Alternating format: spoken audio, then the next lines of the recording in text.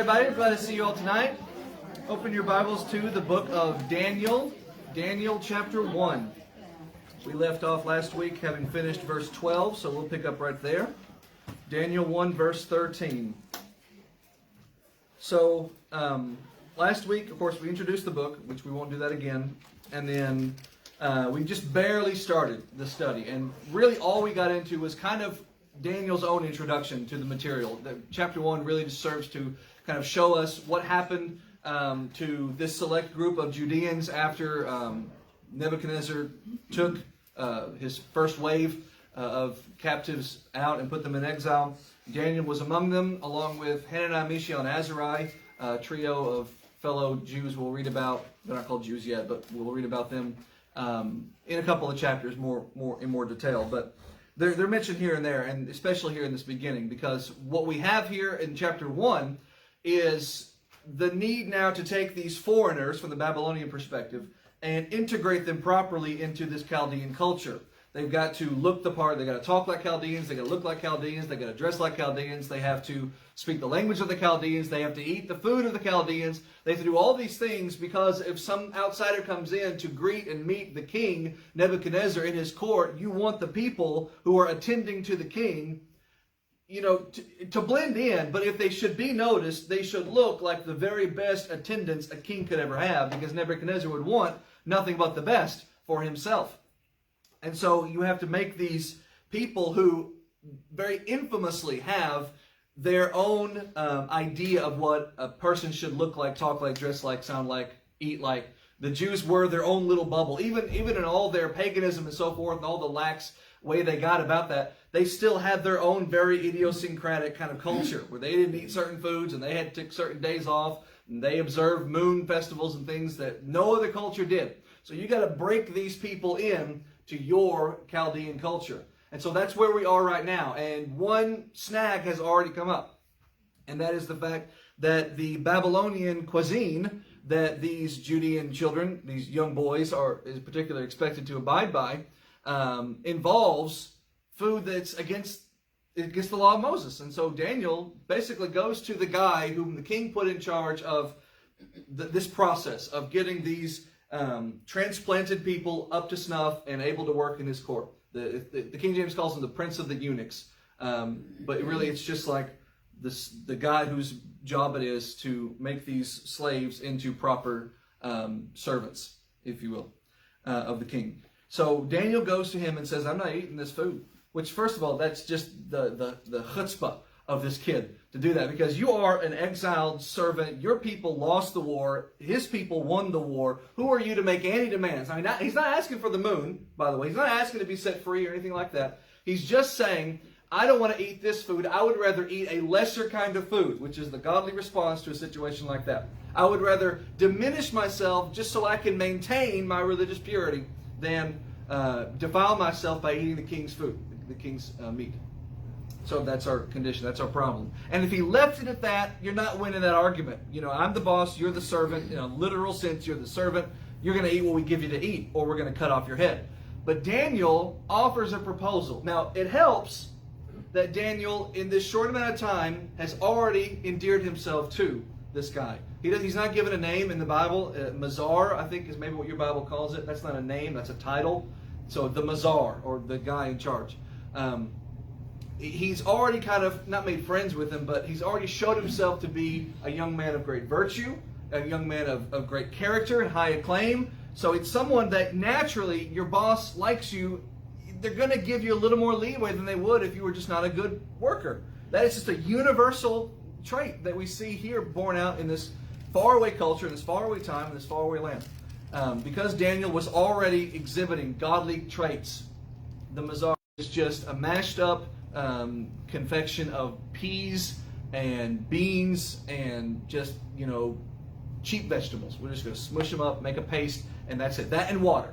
We're not going to eat or drink anything else, because I don't want to eat the king's defiled food that's against my religion, but I don't want to be that much of a troublemaker, so I'll eat this slop. I'll eat this lowest common denominator, barely should even be called a meal. Let me just eat that. And if after 10 days of just eating that, if I don't look like you want your servants to look, if I, have dark bags under my eyes and I'm all sickly and pale and, my skin is all gray, if I just don't look good, then, okay, we'll go from there. Probably then you can cover my head because I'm still not going to eat the king's meat, but we'll see what happens. That's what Daniel proposes, and that's where we pick up, all right? Verse 14. The Mazar consented to them in this matter and proved them 10 days. That's the verse is just what I just said. Here's your 10 days. You get 3 square meals. And in this case, they're not even square. They're just these 3 puddles of slop. And you're going to eat that, and let's see what happens. I just want to double down real quick on the bravery already that we're seeing. It's a small thing, but it shows you the character. You see a person's character in the little things, because you may have 3 big moments in your life, but you'll have 10,000 little things, right? You'll have 10,000 little opportunities to show who you really are. Here is a little thing that Daniel could do. It would be a little thing. It would be a minor thing for Daniel to just shrug and say, well, I'm in exile. I'm in Rome. Do as the Romans do, proverbially speaking. So I'll eat the food. But he's not even going to give on this little thing. So you know he won't give on the big thing, because his character is already established here. And the fact that he's willing to tell his boss, I'm not eating that no matter what, says something. So let's see if God does him good. Verse 15. At the end of the 10 days there, that's Daniel, Hananiah, Mishael, Azariah, maybe anyone else who joined them, but at least those. Their countenances appeared, the King James says, fairer and fatter in flesh than all the children that did eat the portion of the king's meat. So here is where the providence of God kicks in, maybe even a minor miracle, because I can't imagine someone eating for a week and a half just a small helping of mashed up peas and carrots, as Forrest Gump would say, and water. And that's it. That's all you get for 10 days, and you come out looking fairer and fatter than everyone else. I mean, literally more handsome and more plump than the people who ate the king's food, which was more robust. And yet they did. There's basically 3 possibilities here, okay? Possibility A, they eat this food and they look sickly and small and frail and they just don't look the part at all. In that case, you lost the bet. You got to eat the king's food or die. Possibility B, there's no difference at all. They don't look any different one way or the other. In which case, it's a coin toss. It's up to the Mazar. It's up to him to say, well, nothing changed. We're going to keep doing how we've always done it. Based on the way people always are, that's probably what he would have said. Or possibility C, which is the more outlandish, the more extreme, the more you'd think impossible solution, which is they come out of this looking not just okay, not just as good, but they come out looking the best of everyone. You cannot conclude anything else other than God must have had a hand in this, because you can't feed teenage boys just mushed up peas for 10 days and then coming out not complaining and looking terrible. And that's what happens here. So look what happens. Verse 16. The Mazar took away their portion of the meat and the wine that they should drink and gave them pulse. That is to say, from now on. He said, well, I'm not going to feed you the king's food then. I mean, why would he? The only reason he would insist upon it is just out of stupid stubbornness. Just a slave to tradition at that point. When they have now proven that by eating pulse, they look better than everyone else. And his whole job is to make these guys look as good as possible for the king. Because he's about to come in and do his big inspection, Nebuchadnezzar is. And if the kids turn out all right, then he gets a promotion. He gets a raise. He gets a pat on the back. He gets something. So why would I not keep doing what works? Smart. Logical, of course. The very fact that Daniel did it like this, that he framed it like this, shows how smooth and slick he is. Because if he'd gone about this the wrong way, as some of my brethren do when they encounter a problem like this, you're in a situation where the world is trying to push you to do something that you feel is against your religion, or that is against your religion. And you know you should take a stand. But there's a wrong way to take a stand, and there's a right way to take a stand. And the wrong way makes you come out looking like a jerk. The wrong way makes you come out looking like just an obstinate, difficult person. The wrong way makes you look like someone who doesn't love their neighbor. The right way leads to the laws and the people who are pressuring you in the first place to back off. And Daniel goes about this the right way. He offers a solution, a small 10-day trial, and he says, if it doesn't work, then we'll go from there. But it'll work. Give us a chance. And he's going to do the exact same thing in the next chapter when his life is on the line. All right, so verse 17. As for these 4 children, that's Daniel and the 3, God gave them knowledge and skill in all learning and wisdom, and Daniel had understanding in all visions and dreams. So let's just assume you have these four in particular. These were the four who did the 10-day trial. These were the four who put themselves on the line, to see if it works. And it worked. They were, let's not say rewarded, they were allowed, given permission by Babylon to keep doing what they were doing. But the whole thing sprang because they had more love for God than they did Babylon. They had more love for God than they did the ease and the comfort of blending in. They had more love for God than they did themselves, because you can just guess what would have happened to them if they had just obstinately refused and didn't even offer an alternative. It's off with their heads. They had more love for God than anything else. It worked out, and so God blessed them. And He blessed them in what way? Verse 17 again. He gives them all knowledge and skill in learning and wisdom.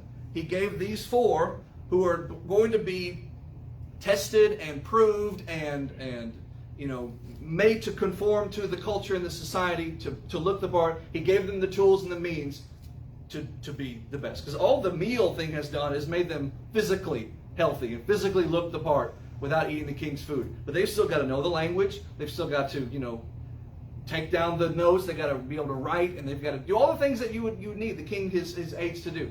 And God gives them the tools to do all of that. And then for Daniel, a little something extra. For Daniel had, the King James says, understanding in all visions and dreams. Wonder if that's going to come in handy on two different occasions in this book. We'll see. Verse number 18. Now at the end of the days that the king had said he should bring them in, then the prince of the eunuchs, that's our guy in the bazaar, brought them in before Nebuchadnezzar. So if you remember, this was last week, it was supposed to be a 3-year process where they adapt and they learn the language, the Chaldean writing and the speaking, and they learn all the customs and the rules and things they're supposed to do. So it's at the end of that whole process now. For that whole time, Daniel has been eating pulse and drinking water. He's been doing nothing. Now, I have a hunch, because of some circumstances are going to happen, he's going to find himself in a better position. He'll probably find a way to have a better diet that still is, amenable to the law of Moses. But for at least 3 years, while he's in this period, he is just eating pulse and drinking water. And instead of wasting away, instead of growing sickly, let's see what he looks like after this process. Again, verse 18.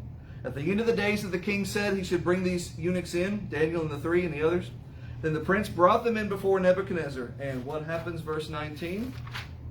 And the king communed with them, the King James says. The king spent some time with them, got to know them, talked to them, got a feel for them. Whatever the process is, the Bible doesn't give the specifics, but that's how it's summarized.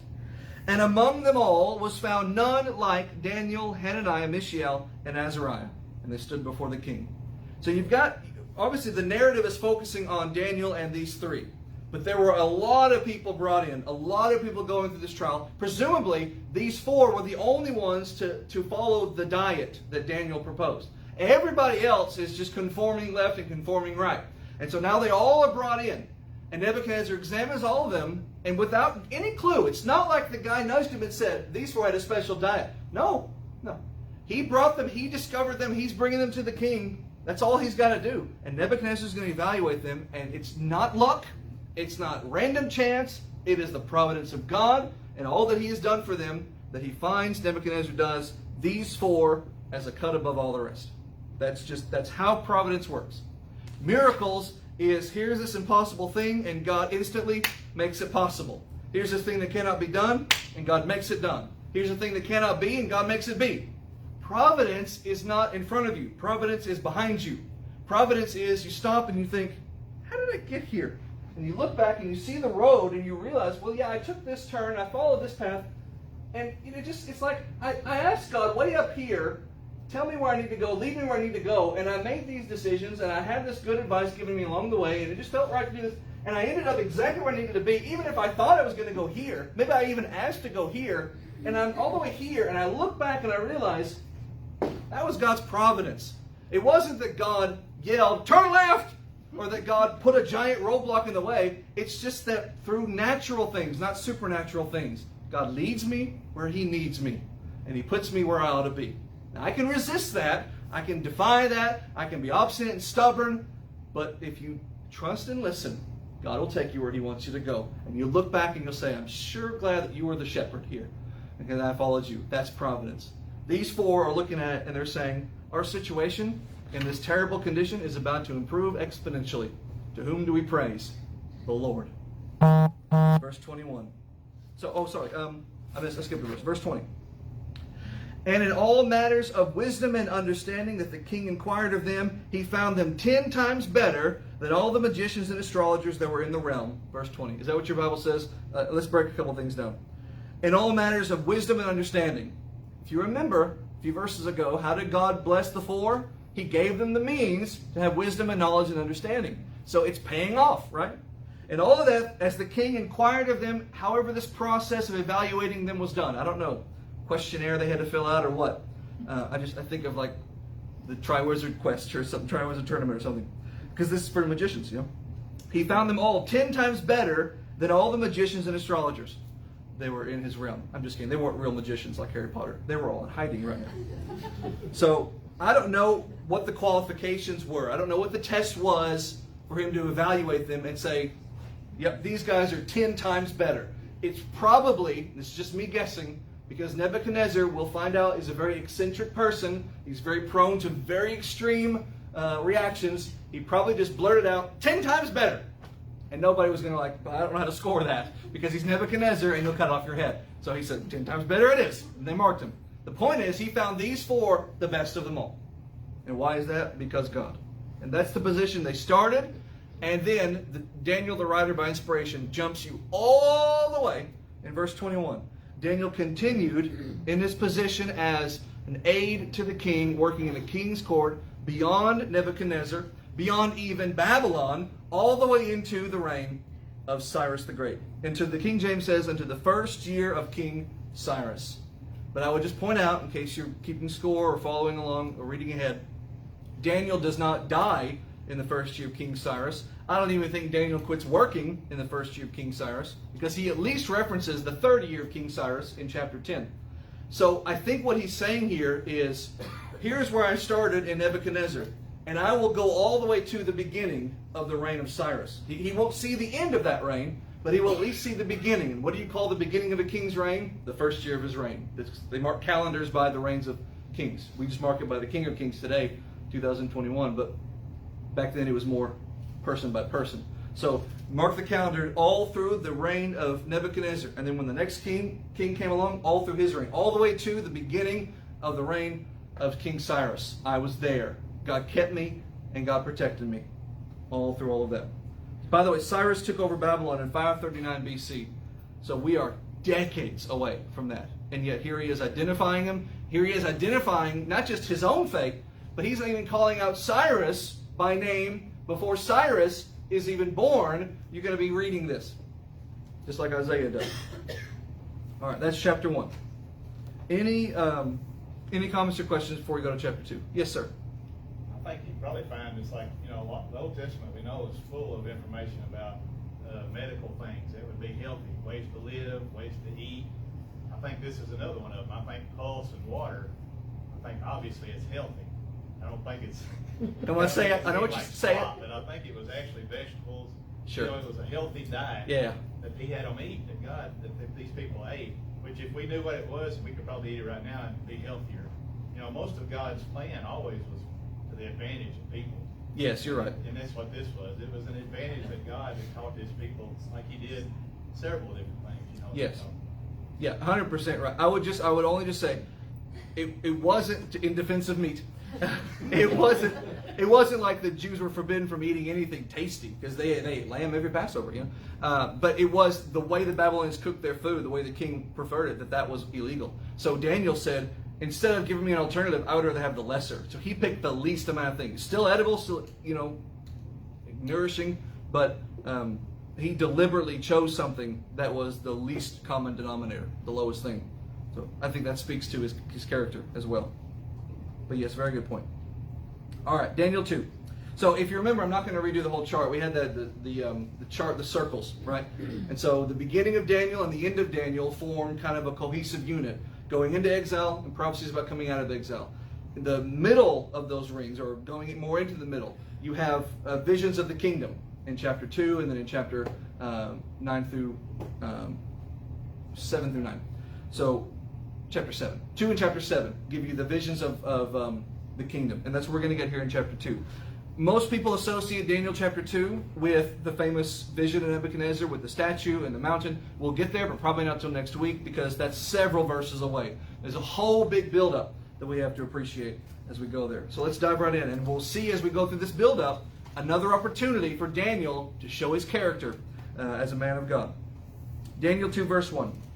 In the second year of the reign of Nebuchadnezzar, Nebuchadnezzar dreamed dreams, wherewith his spirit was troubled, and his sleep broke from him. Right immediately off the bat, someone is going to question this and say, I thought the whole trial period of the eunuchs was 3 years long, and that's over, so why are we now in the second year? That's a year ago, but no, we're actually 5 years into this, because Nebuchadnezzar reigned for a period of time as a co-regent with his daddy, Nabopolassar.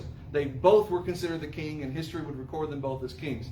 But then Nebuchadnezzar takes over full time, and now we're in the second year of his reign as a full-time ruler. And in that time, Nebuchadnezzar dreamed dreams, the King James says, which is just your classic way of saying he wasn't just having a nightmare. This is a vision from God. Wherewith his spirit was troubled, and his sleep broke from him, the King James says. He woke up and he could not go back to sleep, at least not that evening.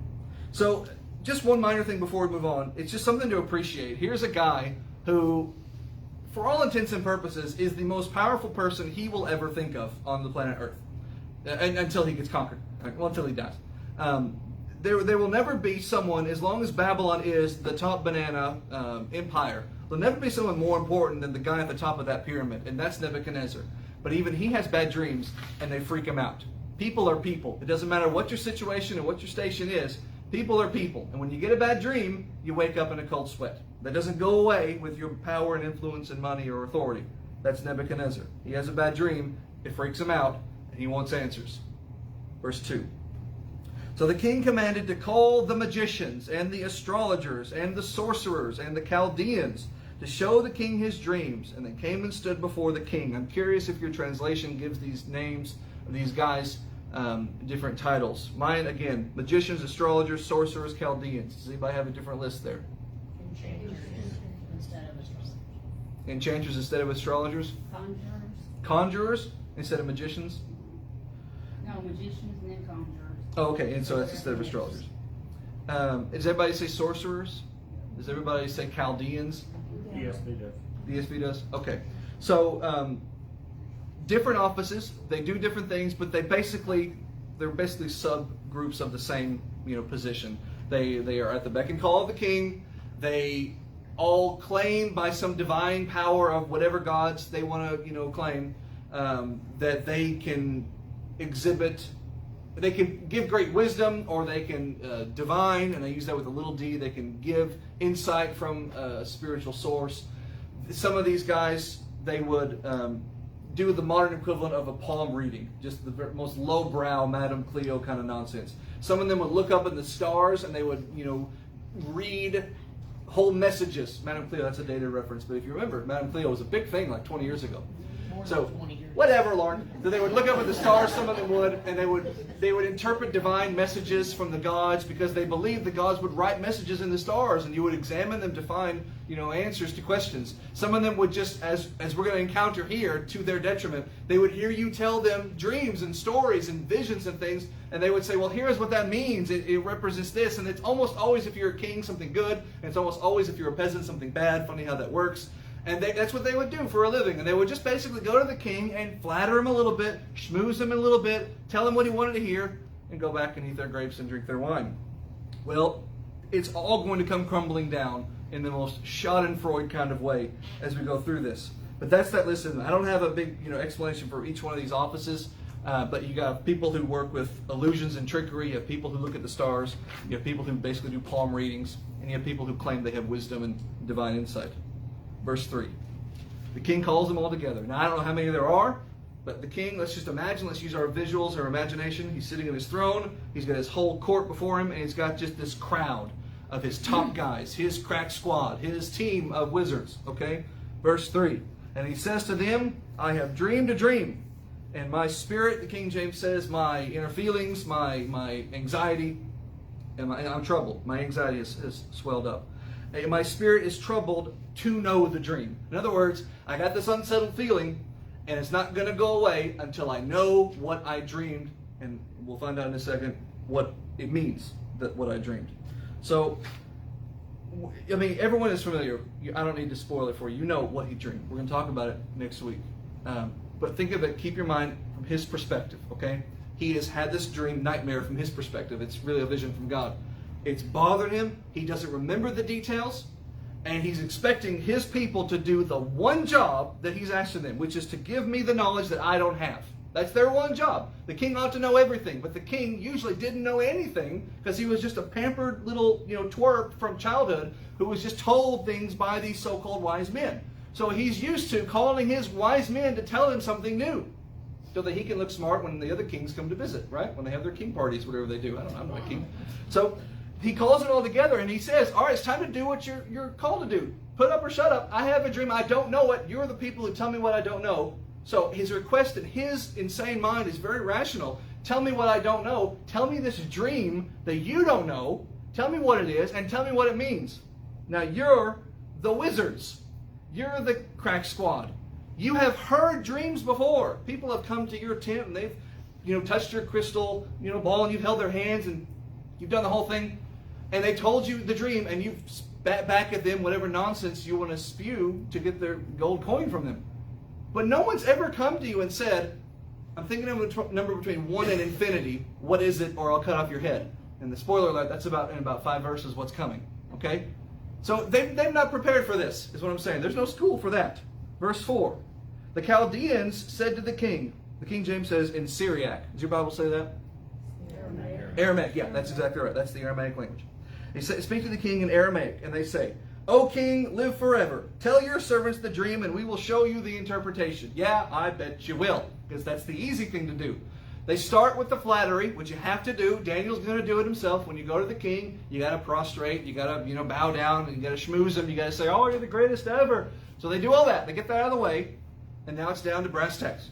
Tell us the dream. We'll be happy to tell you the interpretation. Maybe it's something written in the stars, and these guys can do it. Maybe it's something written on your palm, and these guys can do it. Maybe it's something written in the clouds, and these guys can do it. Maybe it's just something that is just a matter of understanding, and these guys can interpret it for you. But whatever it is, we got the team. Tell us what you dreamed, and we'll give you the interpretation. Well, as I say, it sounds like a simple request until you stop for 3 seconds and think, anybody can do that. Like, does anybody right now in this room, does anybody remember a dream they had last night or recently? Yes, ma'am, I want to hear it. We all want to hear it out loud. Well, we don't laugh. We don't know what it is yet. Back on it, sometimes they're just really, I guess it's just things that happen during the day and they kind of get scrambled and they get into a dream. And, but right now it's left me what I've really dreamed yesterday. Nebuchadnezzar will say the same thing, by the way. But you know what? Except you're not going to kill us.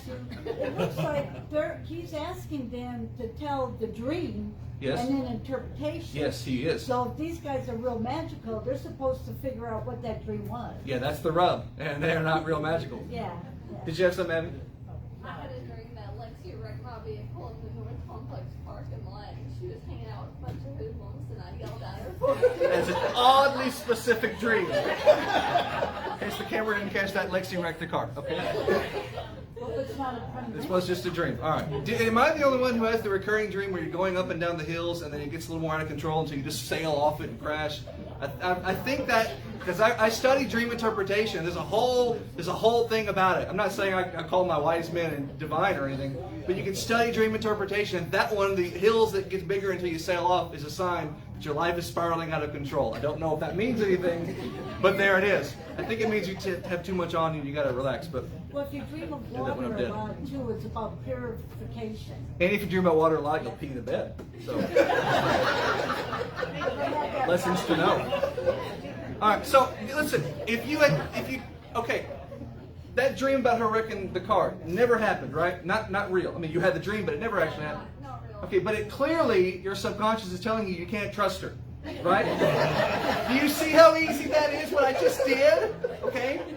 Now that's nothing. Anybody can do that. So all they need is just a nugget. All they need is just something to work with. And probably they're thinking, What if he does remember the dream, and this is just the mother of all pop quizzes, and he wants to know if we really are magical, if we really are wise, if we really are divine? What if he knows exactly what he dreamed and we say something entirely different? Then he's going to know we're frauds. You got to think that's running through their mind too, so they're not going to answer anything until they get something. So they say, King, you're the best. Tell us what you dreamed. We'll tell you the interpretation. And let's see how Nebuchadnezzar handles that. Verse 5, Nebuchadnezzar says to the Chaldeans, that group before him. Now, we're going to have to get technical in the translations here. I'll tell you the King James says, the thing is gone from me. All right? And then he keeps going. If you will not make known unto me the dream with the interpretation thereof, you shall be cut in pieces and your houses shall be made a dunghill. That's the King James. Does everybody's Bible say dunghill? What does your Bible say? Torn limb from limb. Torn limb from limb? That's Yeah. a very loose translation, but that covers the idea. Torn limb from limb and laid in ruins. Laid in ruins. I like Rubbish dunghill heap. more.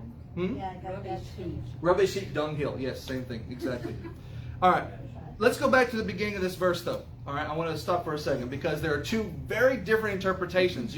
It's one of those things where this happens a lot when you study the interpretation of the Bible. You have a verse, okay? I'm not going to type anything or write anything, just a verse. And you'll have two very different interpretations about that verse. And whatever it is, they usually both will end up at the same place. All right? It's when they don't that you have to stop everything and figure out what the Bible is really saying. But sometimes it's just two different interpretations that will lead you to the same truth. And that's what happens here. All right? There's a phrase that appears here that if you're an older translator, like medieval time, early, like Bishop's Bible, Tyndale Bible, Old King James Bible, those translators working with the Textus Receptus, those first discovered manuscripts, or more modern translators, your NIVs, your New American Standards, your American Standards, working from the Textus Sinaiticus, they're going to have two very different interpretations of this phrase because words change meaning over time and context varies. So, again, the phrase is, the thing is gone from me. Is that what your Bible says? What does your Bible say? It's right after the king answered and said what? The word for me is firm. Yep. What Bible do you have? Yes. Is it That's ES. English Standard. Yep. New King James says that too. What? That makes sense. Command. Huh? Command from me. The command for me is firm. Same thing. Does anybody? Am I the only schmo here with an Old King James? That's fine. It's fine. Depending on your era, you're going to get the translator. In fact, the translation is pretty sound in the Old King James. They didn't bother to interpret it, but it was believed by later translators and later interpreters that it's too vague. But here's what he's saying, so we're just going to put it that way. And I think they're right, but I don't like that they just assumed and just stuck it in there. I'd rather let me have the interpretation and you just give me the text. But there's two different interpretations. The thing is gone from me can mean one of two things. It can mean A, I don't know what the dream was. It has left me. It's up to you to tell me.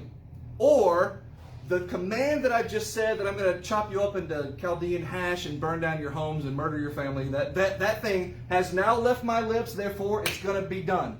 So you better get it right. It could be one of those two things. We're going to end up at the same place, but those are two very different interpretations. And they kind of change the way you view Nebuchadnezzar during the early part of this period. Is he just a frustrated guy who can't remember a dream? Or is he just this insane maniac king who is prepared to start chopping heads until he gets the impossible before him? And how quickly does he jump to that extreme? Because he's going to get there in just a second. But is he jumping there now, or is he just expressing frustration and taking it out on these guys because they can't do the job? The thing is gone from me. The command has left me, and it's said and it's done. It's going to happen if you don't follow it, or I just don't remember the dream. It's two very different interpretations of the same phrase.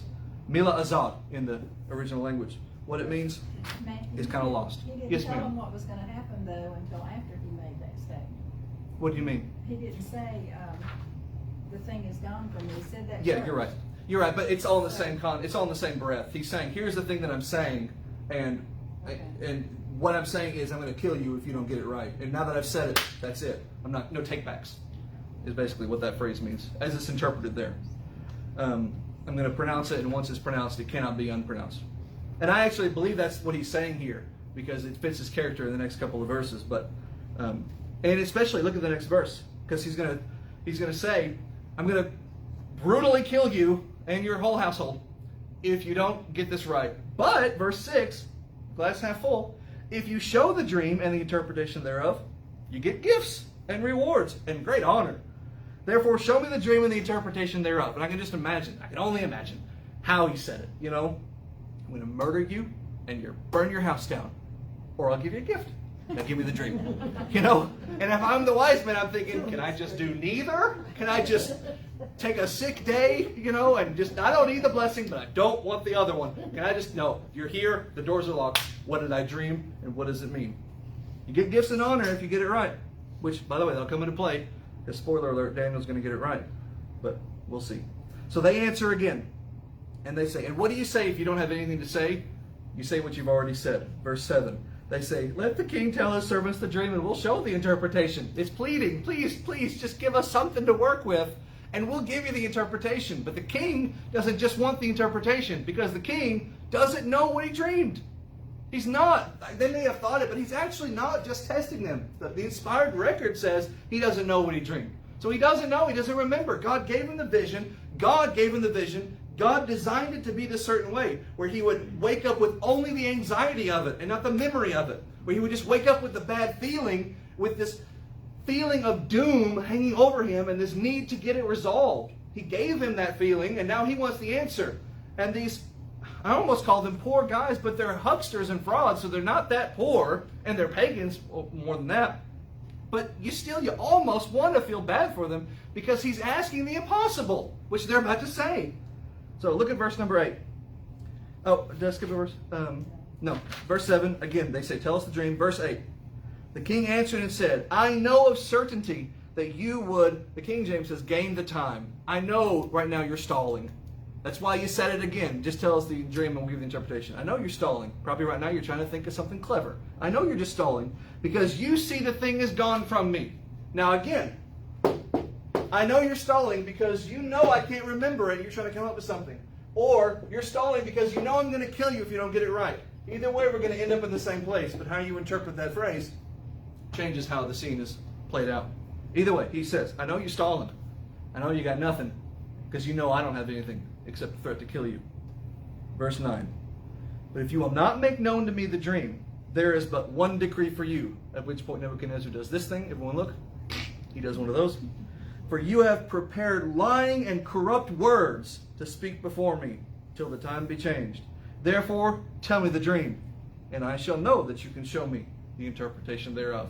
I don't know if this thing started like a pop quiz, but it has now become a pop quiz. I don't know if this started as, an evaluation, or just if this became the measuring stick of whether they can do the job at all, but it has quickly devolved into that. It has morphed into that where if you can't do this, clearly you can't do anything. So your job is on the line, your head is on the line, you better answer the question, what did I dream and what does it mean? And yes, ma'am. They could just make anything out. Why didn't they just make something out? Okay. She doesn't remember it. You're absolutely right. But I think at first they didn't know that. Okay, I had to put myself in the shoes of what do real people think. Okay, these are real people. The Bible doesn't give me the answer, so I fall back on how would a real person react. We're given some clues that how these people react. They repeated themselves in verse 7. So if they were going to come up with something, verse 7 would have been the time, right? If they were going to make something up, verse 7 was your very fast closing window, and they blew it, which means clearly they're not quick on their feet, okay? So that moment has passed. At this point, the king is going to know if they're lying. He's going to see right through that. Oh, I think you dreamed of a flower. No, he's going to know. Your sister hit the car and crashed. No, he's going to know. He's going to know, all right? Verse 10. The Chaldeans answer before the king and say, there is not a man upon the earth that can show the king's matter. Therefore there is no king, lord, or ruler that asks such things of any magician, astrologer, or Chaldean. It's a fallacy in debate what they're doing, and I forgot what it's called. It's not begging the question, but it's something like that. But what they're basically saying is, it's not fair. Your entire thing is not fair. No one else could do this, and so you asking this of us breaks the rules. Because there's supposed to be this unspoken agreement between the king and the frauds who work for him, which is you only ask us easy questions. Because when you ask us to give you the impossible, well, that's not fair. And here's Nebuchadnezzar. From his insane perspective, he's never been told no before, because he's always been a prince or a king. He's the ruler of the greatest empire the world has seen thus far. No one's telling this cat no. And here are these dudes, these guys, who are just saying to him, no. He doesn't care that he's asked for the impossible. Read my mind and tell me what it means. And they're looking at him like, what?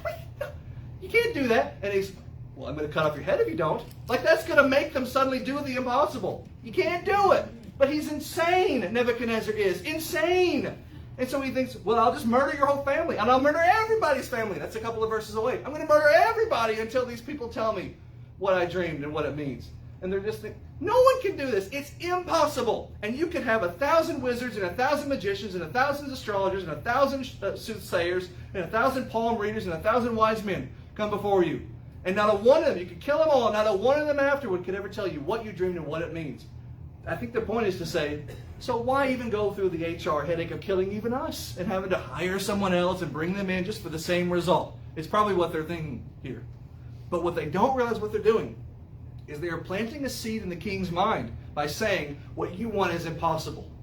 Now, he's probably not focusing on that, but in his subconscious has planted the idea that if this ever does happen, then it was by impossible means that it happened.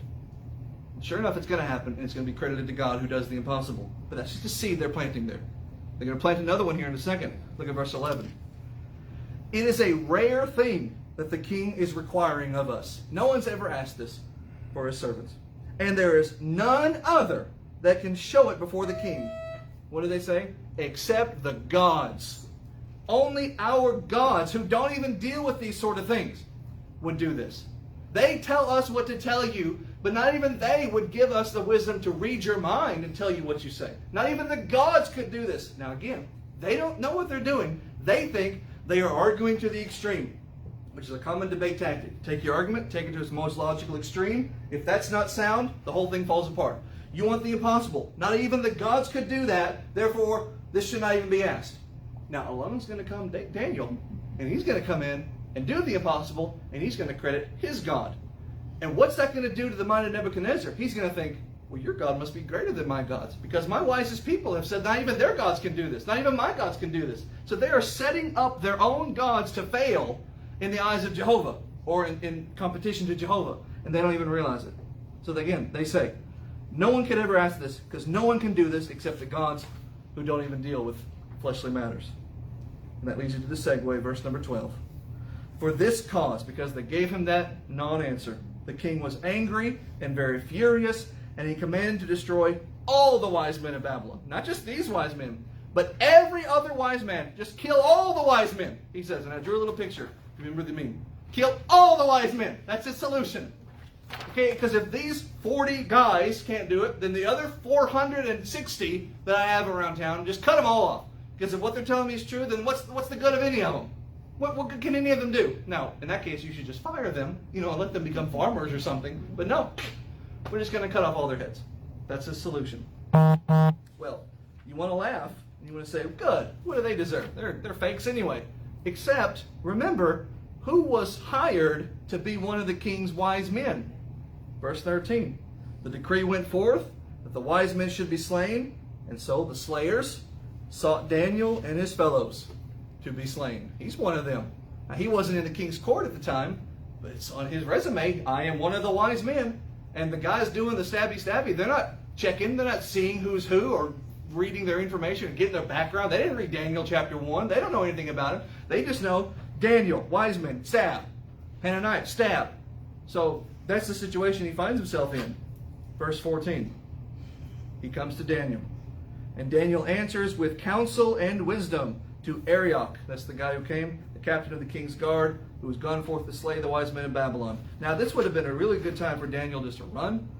This would have been a good time for Daniel to fight, to steal a sword and try and kill, to get out of the situation. But what does Daniel do? He doesn't run. He's not bitter. He's not angry. Characteristics you'll never hear of Daniel in this whole book. He doesn't get bitter. He doesn't get angry, though he keeps having bad situations thrown at him.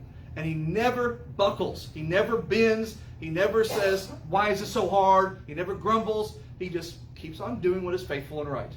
And he hasn't done anything wrong. And the king wants to kill him because none of the wise men can do the impossible. And Daniel thinks, I have a God who can do the impossible. What's the problem? Let's talk about this. He answers verse 15 and says to Arioch, the king's captain, why is the decree so hasty from the king? In other words, why is he so quick to kill us all? He hasn't interviewed me.